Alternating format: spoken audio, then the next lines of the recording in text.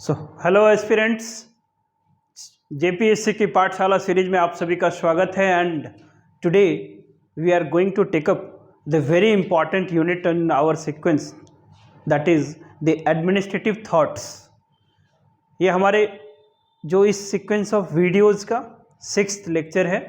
And voluntarily we have that is inserted this chapter, that is these thinkers in our the program, कि यहाँ पर आपको एक administrative thinkers में कुछ नोटेबल थिंकर्स जैसे कि F.W. टेलर, इनको father of scientific management movement, Henry Fayol, Gulick Urwick, Max Weber, Chester Barnard, that Rensis Likert, McGregor, उन सब कुछ इंपॉर्टेंट थिंकर्स की बात करेंगे। और these thinkers will help you to understand what is the organizational management, how the discipline of the public administration, it is basically tried to define by the different scholars in the different point of the time. So all these the thinkers will help you to understand, to develop an insight, and will provide a structure way that how to define the public administration or what is the public administration। क्योंकि जो first class थी उसी में हमने क्या बात करा था कि that public administration, that administrative thinkers आपका पिलर्स, आपका फाउंडेशन तैयार करता है। कि पब्लिक एडमिनिस्ट्रेशन आपका जेपीएससी के सिलेबस में अलग चैप्टर नहीं है, बट इन कॉम्प्रिहेंसिव क्लासेस के थ्रू आप इस पोजीशन में होंगे। And all this classes will help you to understand कि what actually the public administration is. Actually ये बात करें तो एडमिनिस्ट्रेटिव थिंकर्स ये जो ऑप्शनल के सब्जेक्ट्स होते हैं उनका टॉपिक है, लेकिन पब्लिक एडमिनिस्ट्रेशन बिना प्रिंसिपल्स का, बिना थ्योरीज का आप अच्छे आंसर्स या फिर एक अच्छी अंडरस्टैंडिंग तक पहुंचना मुश्किल होता है। So let us try to understand and we will look after and will take care about all those concepts one by one. Voluntarily जो थिंकर्स लिए गए those are the very very pertinent, very very important. आपके MCQs में भी ये help करेगा। And most important that when you're going to write the subjective answers in your the mains part, then these value premise are the essential, these value premise are the prerequisite। so यहाँ पर आज हम लोग बात करेंगे the most cherished personality of the discipline of the public administration, that is the father of the scientific management movement, that is Frederick Winslow Taylor, in short we call and we will refer them the F.W. Taylor। ये Taylor, ये उनका picture है। And ये हमारा JPSC की पाठशाला series है, इसमें कॉम्प्रिहेंसिव क्लासेस आपको मिल रहा है। And along with this the lot of initiatives are basically coming up, few initiatives are in the pipelines, धीरे धीरे सब आपके लिए अवेलेबल हो जाएगा। एंड न्यू बैच फिर से अनाउंसमेंट किया गया है कि जो लोग एडमिशन लेना चाहते हैं, दुर्गा पूजा के आसपास एक नया बैच रोल आउट होगा। So you can take admission and regarding that whatever the information you required, get from the number what is given in the description box। आप उससे बात करेंगे और जो भी जानकारी लेना हो आप उससे लेंगे। तो हम लोग क्लासेस को स्टार्ट करेंगे और F.W. टेलर के बारे में पढ़ेंगे। F.W. टेलर, जिनको कि father of public administration, sorry the F.W. Taylor, जिनको the father of the scientific management movement that उनको बोला जाता है। Why he was regarded as a father of the scientific management movement. And in the last class में हम लोगों ने क्या देखा था कि we have try to understand कि why this scientific approach of the management is required. Scientific management के लिए डिफरेंट कॉन्टेक्स्ट मैंने बात करा था, वो एक आउट ऑफ द कॉन्टेक्स्ट है। जो भी रिल्म्स ऑफ वीडियोज आपको मिल रहा है freely on, that is available on YouTube, वो डेप्थ में, इनसाइट में चीज़ें अवेलेबल नहीं है। But I urge to all my the viewers and जो भी एस्पिरेंट्स हैं, please go through these videos. These videos which basically try to give the foundational pillars, because इसके understanding के बगैर you cannot do the fair in this paper particularly। ठीक है। सो ये सारी बातें हैं, या आप लोग धीरे धीरे इस चीज़ को कोप अप करें, इम्बाइब करें, इंडॉक्ट्रिनेट करें। तो हम लोग आज के सेशन को शुरू करते हैं। एंड स्टार्टिंग में we will take up the few of the general informations about this personality, and then we will take up कि क्या इन्होंने थ्योरी देगा regarding this discipline, regarding the subject of the public administration, and why he become the so famous personality that even the administrative thinkers का जो chapter है इन्हीं से शुरू होता है। ठीक, तो इन्होंने क्या काम करा वो सब चीज़ों को समझेंगे एंड वो हमारा अंडरस्टैंडिंग को भी इंक्रीज करेगा, एनरिच करेगा। ठीक है, सो द टॉप जो उनका नाम क्या, that F.W. Taylor, we are talking about today the F.W. Taylor. F.W. Taylor. The F.W. Taylor, he was regarded as the father of the scientific management movement. The father of the scientific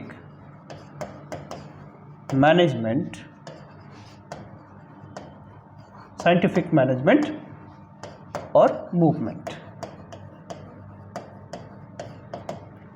so before to start एक छोटा सा recap हम लोग देखेंगे कि last class में हम लोगों ने साइंस ऑफ एडमिनिस्ट्रेशन और रूल ऑफ थंब कुछ इसकी बात करी थी कि जब वो ट्रांजिशनल पीरियड था कि during this entire sequence of development में हम लोगों ने क्या देखा था कि जो in the backdrop of the certain changes, the क्या चेंजेस थे, एनलाइटनमेंट, द इंडस्ट्रियल रिवॉल्यूशंस, कुछ सोसाइटी में चेंजेस हुए कि shift of power from the monarch to the common man.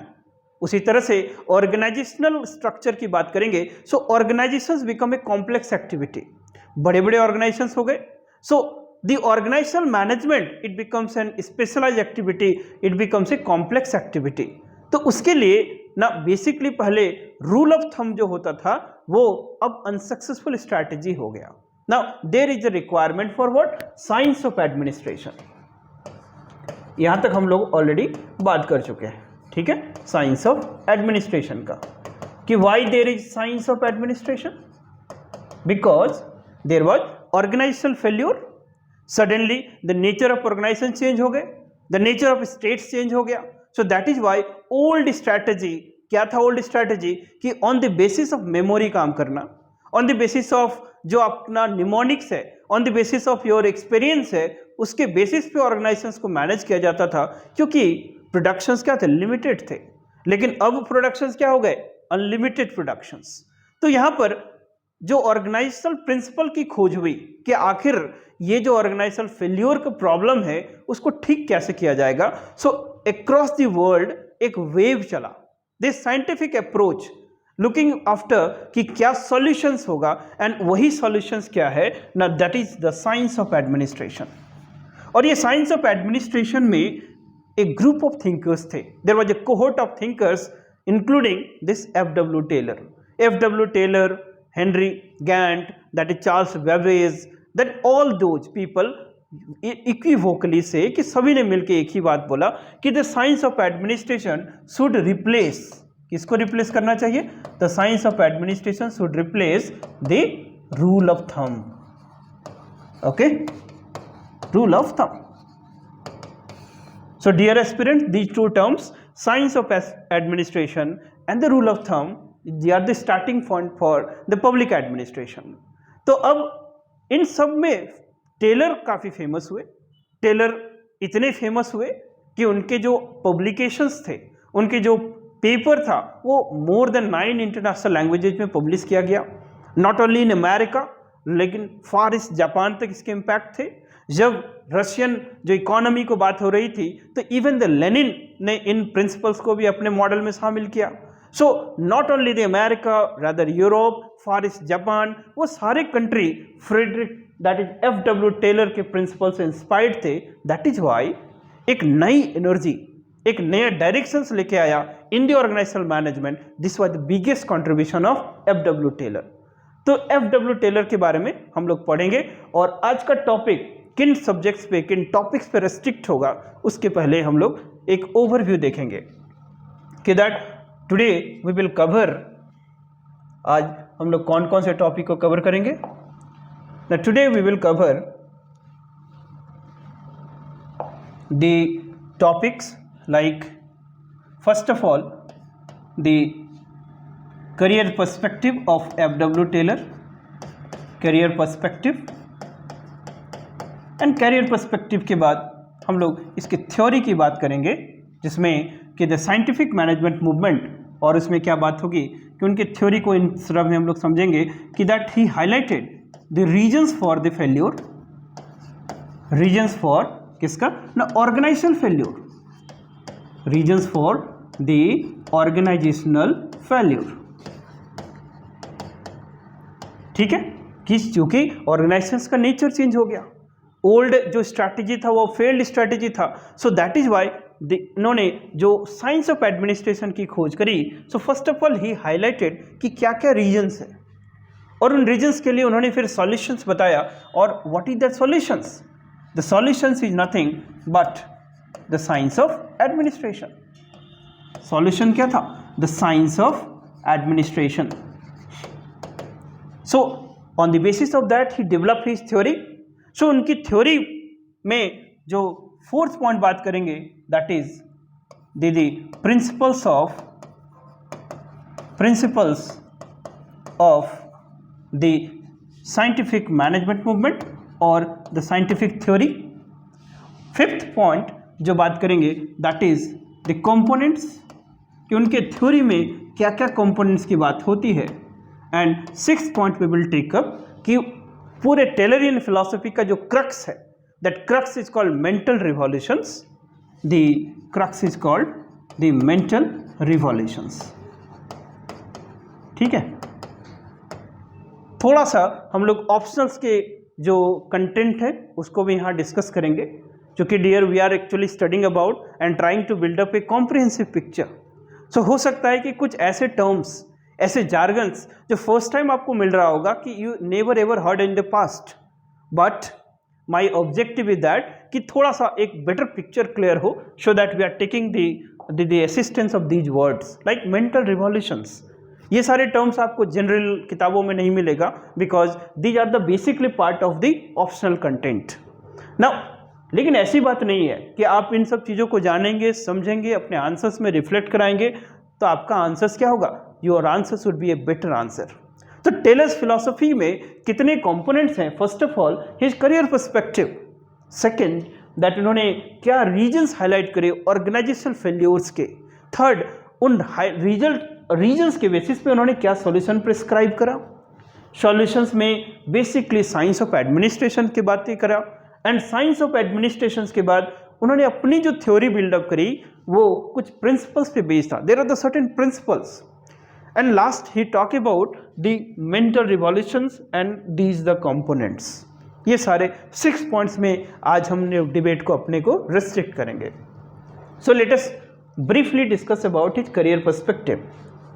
सो जब भी हम लोग करियर पर्सपेक्टिव की बात करते हैं, सो करियर पर्सपेक्टिव का मतलब ये नहीं है कि you should that you learn about कि कहाँ जन्म हुआ, कौन सी ईयर में जन्म हुआ, those are not basically relevant facts.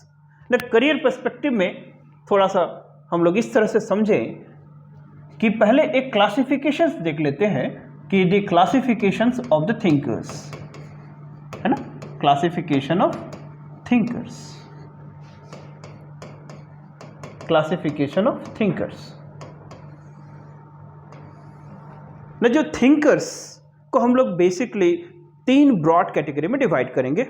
First of all classicals, new classicals and the modern, है ना। सो 3 कैटेगरी में डिवाइड करें। First of all the classicals, number 2 the new classicals and third that is the modern thinkers. So classical thinkers basically they focused on the machine view. Classical thinkers का क्या view था? Machine view. The neoclassicals का क्या view था? That is called humanistic. Neoclassical focus on humanistic aspect of organizations, and modern they focused on the system approach. They focused on the system approach. Okay, just keep reading with us.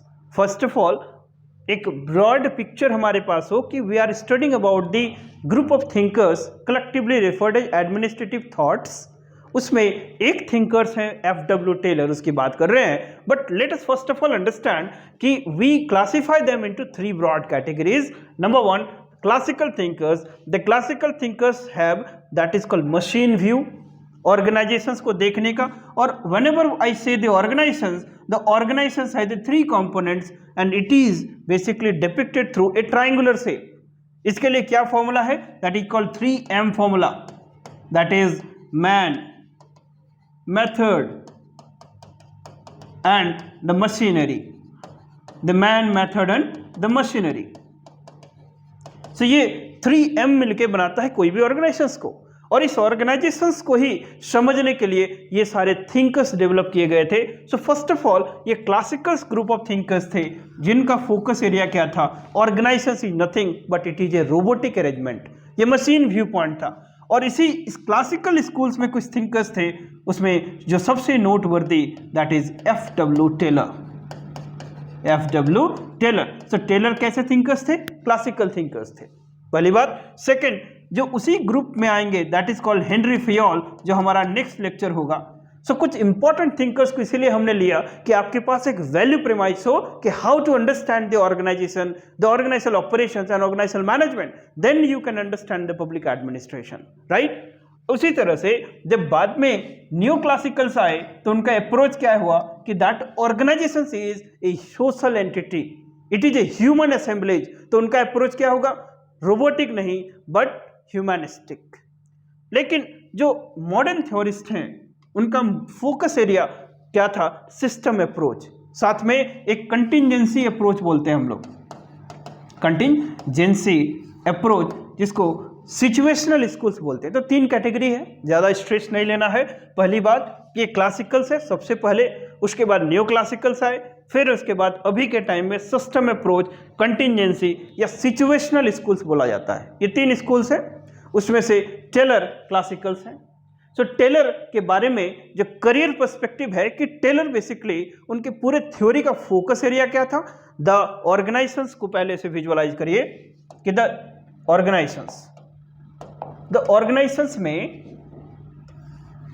Organisations में जो bottom level होगा उसको बोला जाता है soft floor level. There is a organizations, तो ये different levels in organisations है. तो किसी भी ऑर्गेनाइजेशंस को पिरामिडल एंड ट्रायंगुलर शेप में दिखाएंगे and let's say this is called bottom of organizations. Bottom of organizations, for example हम लोग Steel Authority of India Limited की बात करें. So there is a SAIL के अंदर में बॉटम ऑफ वर्कर्स हैं, बॉटम लेवल ऑफ हायरार्की में जो एक्चुअल वर्कर्स हैं, जहां पर एक्चुअल प्रोडक्शन होता है, एक्चुअल वर्क इज डन. तो टेलर इसी बॉटम ऑफ ऑर्गेनाइजेशंस को क्या बोलते थे? That he referred as soft floor level. क्या बोलते थे? The soft floor level. So what is the soft floor level? So in the organization, the soft floor level is the bottom of hierarchy, bottom of level where actual work is done. यहाँ पर क्या होता था? Where the actual work is done. Actual work is done. And second hand में organizations में क्या होता है? At the top there are called the managers. There are managers. So within the organizations there is soft floor level where workers actually do the job and इसको क्या बोलेंगे? Where actual work is done, जहाँ पर productions होता है. Now at the top there are managers and managers क्या करते थे? Now who takes the decision? Manager क्या काम करता है? Who takes the decision. तो किसी भी ऑर्गेनाइजेशन पे यही स्ट्रक्चर काम करेगा. This is called hierarchy. Now जो टेलर थे he joined the organisation as at the top, at the soft floor level, at the bottom of the organisation. उन्होंने ऑर्गेनाइजेशंस को जॉब करा था, तो उनको बॉटम लेवल का एक्सपीरियंस था और धीरे धीरे वो ऑर्गेनाइजेशंस में चीफ इंजीनियर तक बने थे. He rose to the rank of chief engineer. ठीक है, तो ये करियर पर्सपेक्टिव है कि the F.W. Taylor joined the organizations at the bottom of organizations and he reached to the level of the chief engineer. तो उनके पास एक wider perspective था. Very wider perspective. सो यहां पर एक लाइन लिखेंगे, the Taylor has wider perspective. Taylor had the wider perspective. Wider perspective right from wider perspective, right from bottom to top of organization, bottom to top of organization. ठीक है, ये एक line लिखेंगे, that F.W. Taylor had a wider perspective right from bottom to top of organization because he joined the organizations at the soft floor level and he rose to the rank of the chief engineer. इसका मतलब कि वो managerial post तक भी थे, और क्योंकि उस समय एक कॉन्सेप्ट होता था that is called engineer managers. क्या काम होता था उस समय?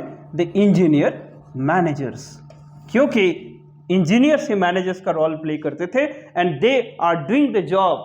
सो that is why engineer manager का कॉन्सेप्ट था, तो उनके पास बॉटम से लेकर टॉप ऑफ हायरार्की तक का एक्सपीरियंस था. ठीक है, ये करियर पर्सपेक्टिव में बात करेंगे. और एफ.डब्ल्यू. टेलर में सेकेंड पॉइंट है कि that he highlighted the reasons for the failure of organisations. तो उन्होंने क्या हाईलाइट करा था? तो इसको देखिए कि that he highlighted the reasons for failure of organisations. तो उन्होंने क्या क्या रीजंस दिए थे? सबसे पहली बार किस चीज का रीजंस? कि organizational failure, that is called scientific management movement में ऑर्गेनाइजेशंस जो सडनली सिंपल ऑर्गेनाइजेशन से कॉम्प्लेक्स ऑर्गेनाइजेशन में ट्रांसफॉर्म हो गए. किस तरह से पहले ऑर्गेनाइजेशन थे? सिंपल, उसे क्या हो गया? कॉम्प्लेक्स. पहले कैसे होते थे? Limited productions. अब कैसे हो गए? Unlimited productions. Unlimited production. पहले क्या होता था? Domestic productions. अब क्या होता था? Factory productions.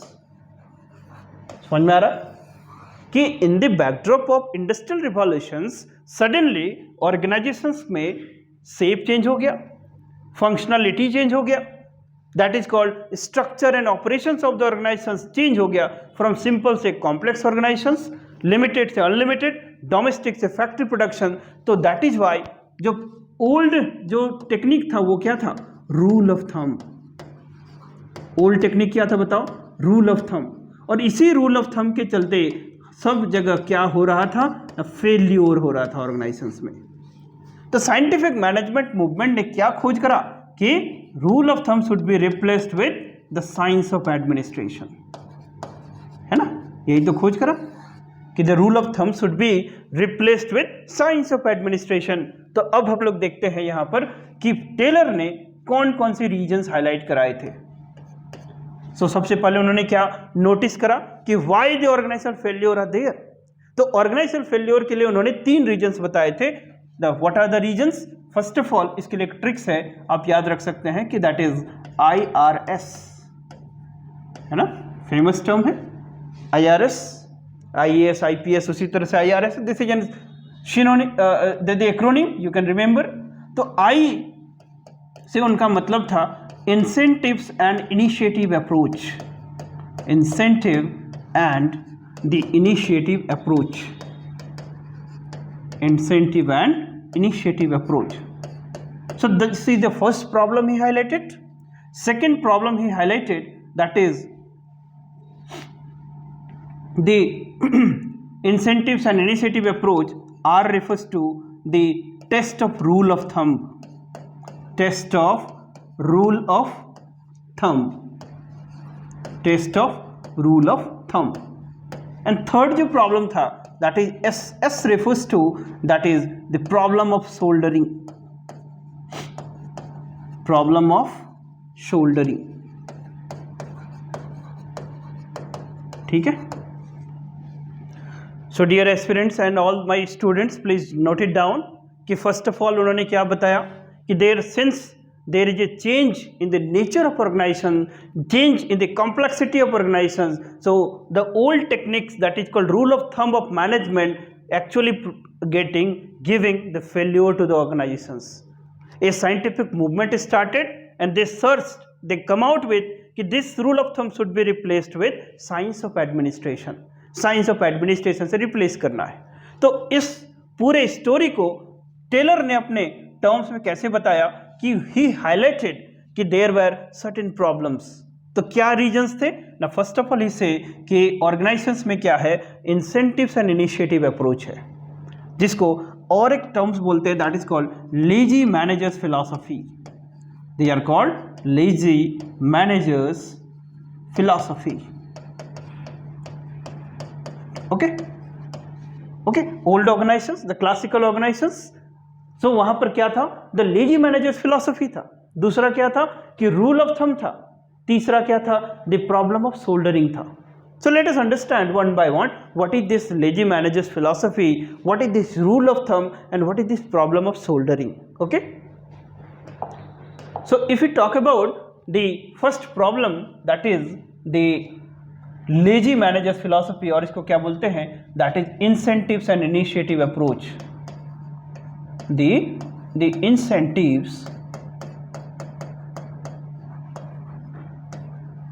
and initiatives approach.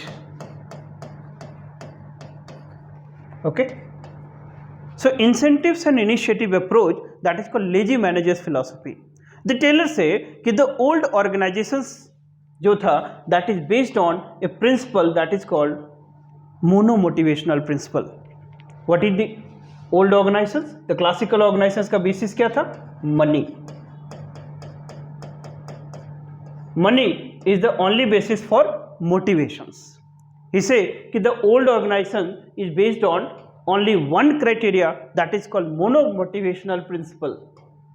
That is monomotivational principle. Monomotivational principle.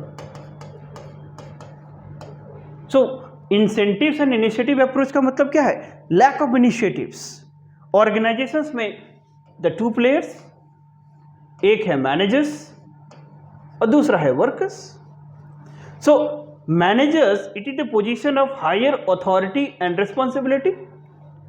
Workers are the positions of lower authority and responsibility. So the managers, it is the position of higher authority and responsibility. Workers are the positions of lower authority and responsibility. So within the organization, who will take the better decisions, who will take the more important decisions? It is the managers.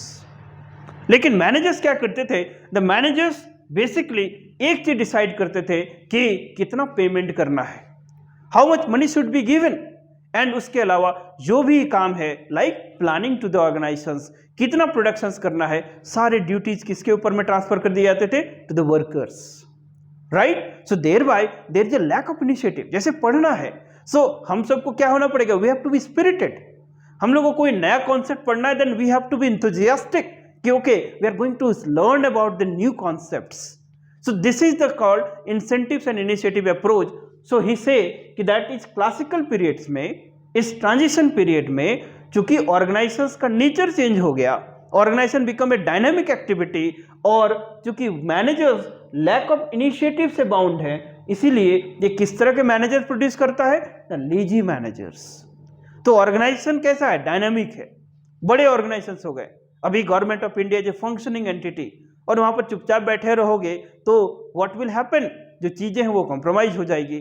So same thing highlighted, he says कि that what is the problem, first problem is since the nature has changed, लेकिन initiatives, managerial approach change नहीं हुआ, so that is why this is called incentives and initiative approach.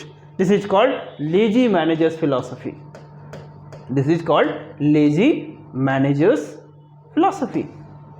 और यहाँ पर चूंकि lazy managers हैं तो उनके पास अपना initiative नहीं है, initiatives नहीं है तो प्रोडक्टिविटी नहीं है, प्रोडक्टिविटी नहीं है तो उनका मोटिवेशंस नहीं है, मोटिवेशंस नहीं तो उसी को क्या बोलते हैं हम लोग, इंसेंटिव्स नहीं है. So there bye the old classical approach produces the lazy managers, and that is why this is one of the problem for organizational failure. ठीक है, सेकेंड जो प्रॉब्लम उन्होंने बोला, that is called the test of rule of thumb. Second problem क्या था कि the rule of thumb. Second problem it was the rule of thumb. ध्यान से समझिए, what do you mean by the rule of thumb? That is ad hoc way of the doing things. The rule of thumb refers to the ad hoc way of doing the things, मतलब without any planning, without any proper articulations, you are doing the job, so that is called rule of thumb. मतलब मैं कर लूंगा क्योंकि मेरे पास experience है, so this is the way. Okay fine, the things are small, the things are limited, तब ये स्ट्रैटेजी तो चल रहा है, बट थिंग्स चेंज हो गए तो ये स्ट्रैटेजी नहीं चलेगा, है ना। मैं कई बार इसकी बात कर चुका हूं कि you should have just move ahead with a proper plan. आपका सिलेबस लेंदी है, your plan, your approach should be what?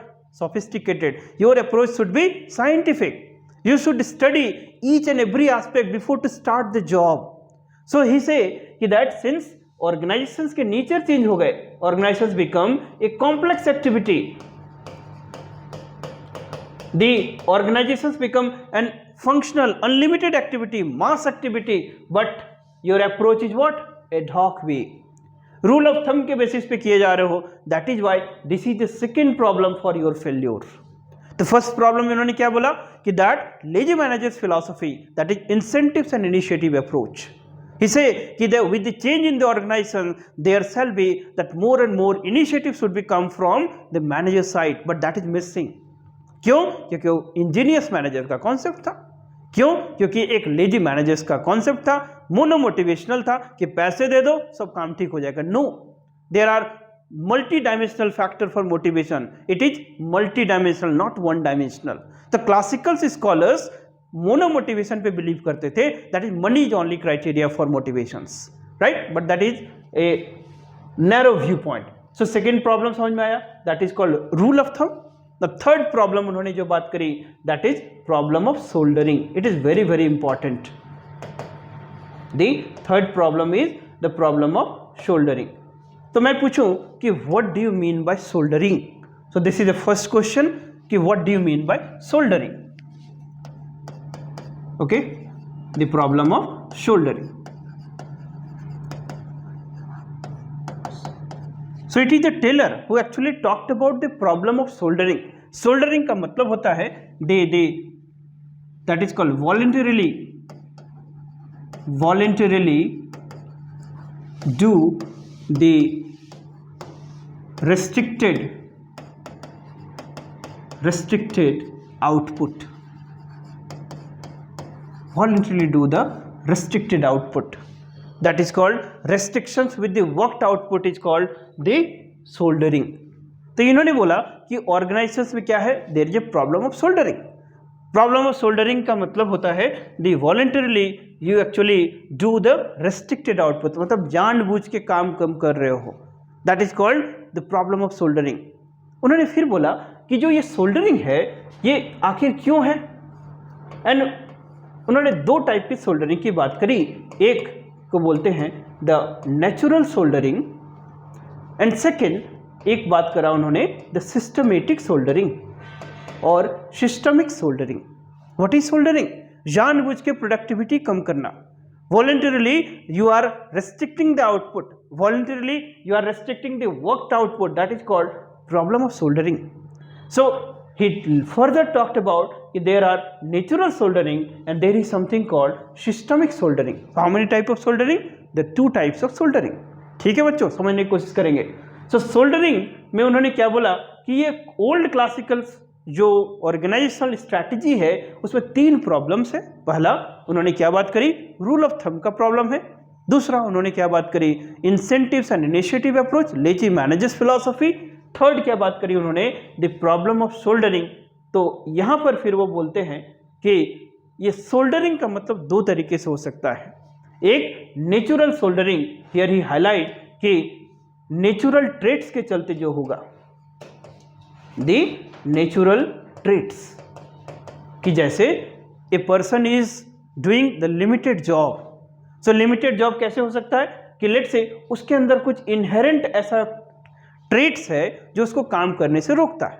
For example let's say tiredness, for example let's say fatigueness, ये सारे क्राइटेरिया है जिसके चलते वो कम प्रोडक्टिविटी कर पाता है। So these are the natural traits. So he says कि नेचुरल सोल्डरिंग जो है this can be solve through what? Motivations, through persuasions. उसको थोड़ा टास्क दो, उसको थोड़ा केयर करो, परसुएट करो। So what is the problem? Natural factors के चलते भी हो सकता है, but you do some counselling, you give some the motivation, you give some moral suasion, you give some persuasion, तो इस प्रॉब्लम को ठीक कर सकते हैं। दूसरा हिस्से कि जो सबसे प्रॉब्लमेटिक है ये है सिस्टमिक सोल्डरिंग। सो सिस्टमिक सोल्डरिंग क्या बोलते हैं कि that is called systemic soldering का मतलब होता है हिस्से कि ये सोल्डरिंग जब हम लोग वर्कर्स की बात करते हैं तो वर्कर्स और दूसरा एंटिटी है that is your managers. So workers के पास there is something called fear of loss of job, fear of loss of job, इसकी समस्या है। और मैनेजर्स के पास क्या प्रॉब्लम है? There is a fear of loss of efficiency, fear of loss of efficiency. ठीक है। सो टेलर सोल्डरिंग में ये आगे बात करते हैं कि जो सबसे डेंजरस है वो क्या है ना, सिस्टमिक सोल्डरिंग। और ये सिस्टमिक सोल्डरिंग दोनों ही category that is in workers and managers दोनों ही जगह मिलता है। जब उन्होंने अपना सोल्डरिंग का कॉन्सेप्ट बताया इसे कि soldering is observe in case of workers. ठीक है, तो ये सोल्डरिंग का मतलब क्या होगा समझ में आया कि जानबूझ के कम आउटपुट करना, that is called restricted output. उन्होंने क्या बोला कि नेचुरल सोल्डरिंग हो सकता है या फिर सिस्टमिक सोल्डरिंग हो सकता है। नेचुरल सोल्डरिंग में क्या बोला, कुछ पर्सनल नेचुरल ट्रेट्स के चलते हो तो उसका उपाय क्या बताया उन्होंने कि that is through persuasion, through motivation, through the let's say in line the punishment some time you can take care about that soldiering. But systemic soldiering में बात करा उन्होंने कि वर्कर्स में क्या प्रॉब्लम है, there is a fear of loss of job and in the managers what is the problem, there is a fear of loss of efficiency। थोड़ा सा इसको समझने की कोशिश करोगे, थोड़ा सा टेक्निकल है कि दैट टेलर किस समय की बात कर रहे हैं। क्या उस समय परमानेंट रिक्रूटमेंट होता था आज के टाइम में कि जैसे एक प्रॉपर एग्जाम के थ्रू ना हम लोग का सर्विस लगेगा and that would be a career service for let's say for 60 years you will do the job, इस तरह के नहीं होते थे। So there was no something called permanent recruitment when the Taylor was basically giving, तो उस समय क्या था कि there was no permanent recruitment, no permanent recruitment. क्योंकि परमानेंट रिक्रूटमेंट नहीं था तो जितना दिन तक जॉब है तभी तक आपकी एम्प्लॉयबिलिटी है, जॉब खत्म तो आपकी एम्प्लॉयबिलिटी खत्म। सो वर्कर्स के पास ये हमेशा एक फियर रहता था कि when the job will be done, when the work will be done, then what will be the next, how could I earn my income. So there by उनके पास एक fear of loss of job था because there was no permanent recruitment. So that is why जानबूझ के वो कम production करते थे कि हमारा जो ये टास्क है, ये जॉब है, वो ज्यादा दिन तक चले and I will get the more and more days of employability. So that is why they voluntarily do what? Restricted output. Trying to getting my point? Simple चीज की बात कर रहा है ये कि जॉब जितना दिन तक है तभी तक एम्प्लॉयबिलिटी है, जॉब खत्म तो आपकी एम्प्लॉयबिलिटी भी खत्म। तो चूंकि परमानेंट रिक्रूटमेंट नहीं था इसलिए वर्कर्स जानबूझ के कम प्रोडक्शन करते थे। ठीक है, so this is called the worker side में द सिस्टमिक द सोल्डरिंग। दूसरा मैनेजर्स के साथ भी वही क्वेश्चन था कि चूंकि ऑर्गेनाइजेशंस में जॉब है तब तक वो मैनेजर है, job will be done then वो भी रिडंडेंट हो जाएगा, चुपचाप बैठे रह जाओगे तो your efficiency will be compromised. जैसे for example you are an engineer, if you are a BTech graduate और 10 साल तक आपने आइडियली घर पे बैठ के रह गए, सो आपके बाद उसके बाद उस बीटेक के डिग्री का, उस नॉलेज का कोई यूटिलिटी ही नहीं है, यू कैन नॉट, या बहुत सारी चीजें आप भूल चुके होंगे। So that is the things, if you are engineer then you have to provide it with the work efficiency। जैसे एक अभी द संसद में एक बड़ा अच्छा एक मेंबर ऑफ पार्लियामेंट हाईलाइट कर रहे थे कि हमारे यहाँ सबसे बड़ा प्रॉब्लम क्या है कि why the scholar basically research scholar हमारे इंडिया में रहना पसंद नहीं करते हैं। उसका सबसे बड़ा रीजन क्या है कि for a research scholar laboratory चाहिए। एक research scholar life long research के पीछे रहता है, and that is called the crux of his life. उसको बिना रिसर्च लैब के बाहर बैठा दोगे, he is not a normal human beings. तो वो फिर उन अपॉर्चुनिटीज को एक्सप्लोर करने की कोशिश करेगा, और इसीलिए कभी कभी that he find opportunity in other destination, other countries में, राइट। तो हर आदमी के एम्प्लॉयबिलिटी का कुछ एक अपना ऑब्जेक्टिव होता है ना। Being as an IAS officer, ठीक है, आपको कोई डिस्ट्रिक्ट एलोकेट नहीं किया जाए या फिर आपको क्लरिकल जॉब कर दिया जाए। Sometimes in the government teacher in the Jharkhand, let's say they are assigned with a lot of the task, पढ़ाई छोड़ के सब कुछ करना है। So what will happen after a few let's say years, your efficiency will be compromise. तो ये managers को भी कहीं लगता था कि there will be the fear of loss of efficiency. Why? Work is will ended, work will be done, तो सब कुछ खत्म, उसको चुपचाप बैठे रहोगे तो इफिशिएंसी विल बी कॉम्प्रोमाइज। इसलिए ये लोग भी जानबूझ के उस तरह प्लानिंग नहीं बनाते थे कि ज्यादा दिन तक काम चले, ज्यादा दिन तक काम चलेगा, ज्यादा काम होगा, ज्यादा इफिशिएंसी होगी, तो इनके लिए अच्छा होगा। तो वर्कर्स के पास क्या था? There is a fear of loss of job. Managers के पास क्या था? Fear of loss of efficiency. So that is why वहां पर वर्क आउटपुट माने रेस्ट्रिक्टेड आउटपुट का कल्चर था। समझ में आया? क्या कल्चर होगा? Restricted output. And this restricted output को ही क्या बोला गया? शोल्डरिंग। तो बताइए कि टेलर ने कितने रीजंस बताए ऑर्गेनाइजेशनल फेल्योर्स के? टेलर ने 3 रीजंस बताए ऑर्गेनाइजेशनल फेल्योर का। कौन कौन सा रीजन बताओ? पहला रीजन क्या था कि that is called lazy managers philosophy, that is incentives and initiative approach. ठीक है, ये पहला प्रॉब्लम। Second problem he highlighted, there is a test of rule of thumb, this is a second problem. And third problem, there is a problem of what? The problem of soldering. So ये 3 regions उन्होंने बताए organisational failure का। तो फिर उन्होंने बोला कि वे forward क्या है, what is the solutions. So उन्होंने बोला कि there shall be the science of administration, there shall be the science of administration. And what is this science of administration? इसके लिए उन्होंने बोला कि that this science of administration should be based on certain principles, and he highlighted there are 4 important principles on which the science of administration should be based. So what are the principles? His science of administration theory is based on the principles. तो उन्होंने कौन कौन से principal दिए? तो principles उनका था कि अब हम लोग जो नेक्स्ट टॉपिक था कि that is called the principle of the scientific management theory, the principle of Taylor's theory, the principle of the Taylor's theory. So what are the principles? The principles are number 1, the science of work. First principle was the science of work. Second principle, the scientific selection training and development of workman. इसको लिखते चले जाएंगे, the scientific selection training and development of workman, scientific selection training and development of workman. ठीक है, the third that is your coming together